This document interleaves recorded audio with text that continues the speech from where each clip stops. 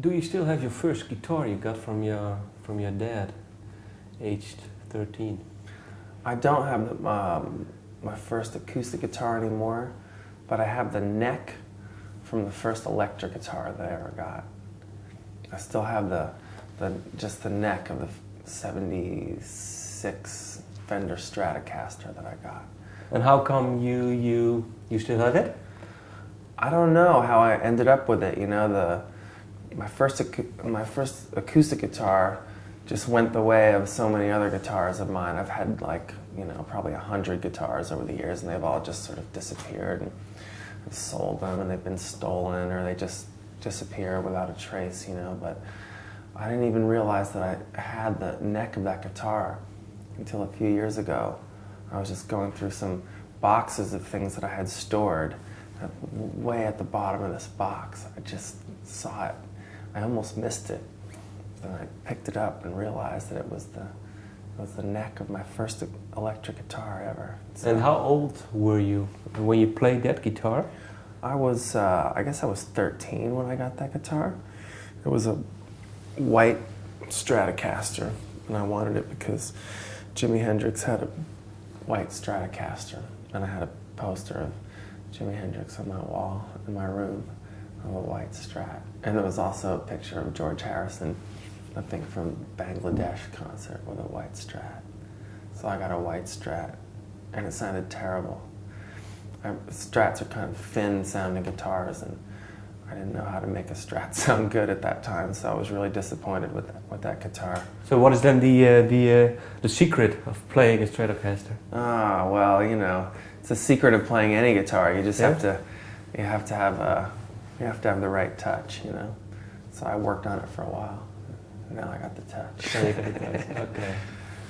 And well, what struck you about then Exile on Main Street? Because you got your first guitar, and your brother got Exile on Main Street.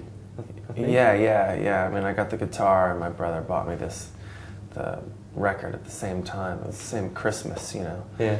So, well, that record, you know, it just sounded like an entire universe to me. You know, it didn't just sound like music. It sounded like the door was opening on an entire universe, a whole world of things. I could see into that record. I could see the people in it, not just the band. I could see beyond it. I felt like I could see the people that they were talking about, and it just seemed like a place where I wanted to go. How come? But what music were you into then before you got that?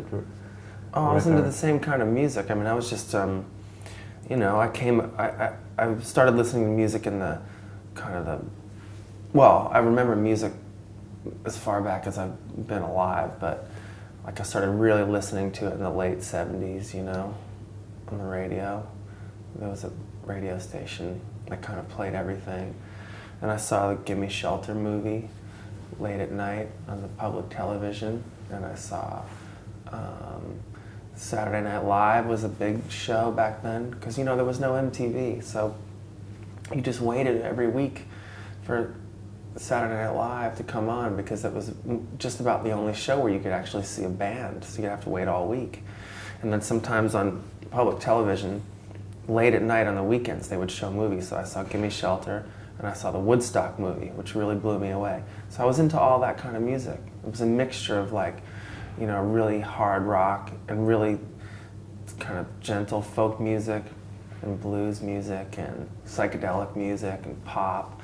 And so I was already into that kind of stuff before I heard Exile on Main Street. But then when I heard that record, everything just became more real to me. It all made sense. All of those styles that I was into were present in one record. And that's when I really knew that I wanted to make a life out of music. And can you name me maybe a few songs of that record that you really liked, or what's the whole record? Oh, it's the entire record to me. Every part about it is just everything about it's just a masterpiece, you know, from beginning to end. But some of the songs I like are Casino Boogie, Loving Cup, I think is great. And Let It Loose, and Soul Survivor is another good one.